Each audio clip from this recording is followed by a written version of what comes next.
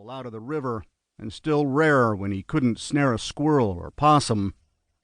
As he stretched to his full 5 feet 8 inches, Harvey eyed his peeling Adidas, but decided to leave them where they were. The rubber sole on the left shoe was about to give way to a hole, and he wanted it to last for at least one more rainy day. His eyes scanned the horizon as he adjusted the pull cord on the swim trunks he wore as shorts, hoping in vain to make them tighter. One thing about the hot weather, it was hard to keep the weight on. Making no sudden movements, Harvey turned a full 360 degrees, watching and listening for signs of danger. Satisfied that it was safe to move, he plucked his prized FBI T-shirt off the branch where he'd left it to air out overnight and slipped it on. Harvey walked carefully through the tall grass and scrubby brushes toward the water, toward the spot where he presumed the body to be. He watched his feet.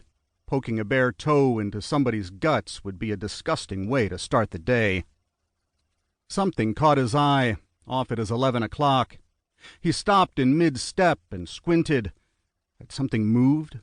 He didn't think so. It was one of those intuitive things that hit him from time to time, and he knew to wait it out until his brain could unscramble it. All around him, nothing stirred but the breeze, gently waving the top of the tall seed-tipped grass in an undulating ripple that made land look like water. So what was it? A phrase popped into his head. Background anomaly. When someone's lying in wait, or lying dead, they think they're concealed by the tall grass that surrounds them. And they'd be right if it weren't for the background anomaly. When everything is waving in the breeze, the anomaly is the patch of vegetation that stands still. In this case, it was far more obvious than that.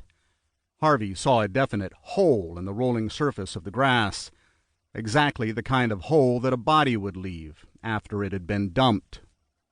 As he closed the distance, he thought briefly about the footprints and other damning evidence he was leaving behind, but if it came to that, at least he could show that the path of footprints led directly to his tent.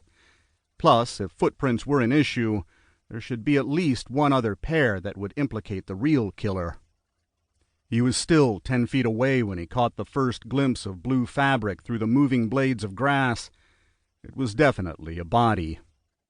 He slowed as he approached the last couple of yards. "Hello?" he said.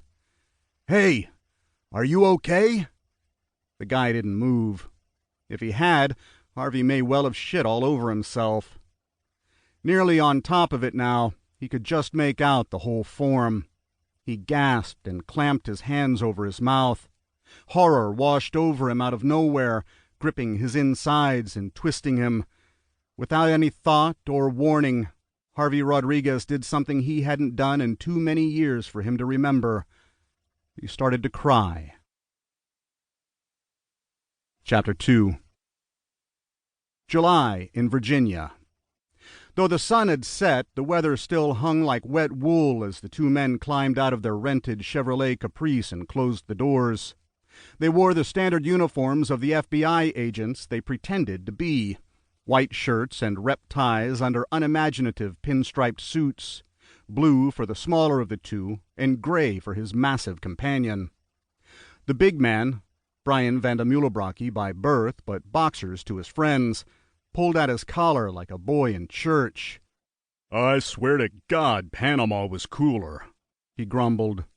Jonathan Graves smiled. "At least we've got autumn on the other end of it," he said.